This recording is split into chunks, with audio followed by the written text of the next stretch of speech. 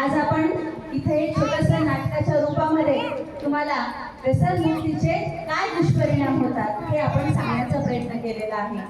आणि प्रत्येकाने हे लक्षात ठेवायचं की इथून पुढे जसं आपण मोठे होऊ तसं तसं आपल्याला अनेक व्यसनं लागण्याची शक्यता असते आणि त्याचे दुष्परिणाम आतापासूनच तुमच्या मनामध्ये निर्माण व्हावे की नको आपल्याला व्यसनापासून 4 हात लांबच राहायचं आहे। आणि त्यासाठी हे आपल्याला नशामुक्त अभियानांतर्गत आपण केलेलं हे छोटंसं नाटक आहे आणि त्यामार्फत तुम्हाला हेच सांगायचं आहे की व्यसन हे कधीही वाईटच असतं।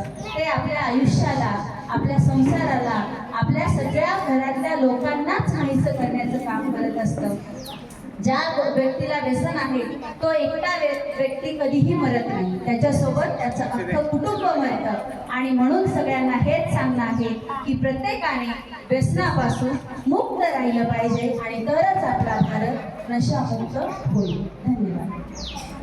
इथं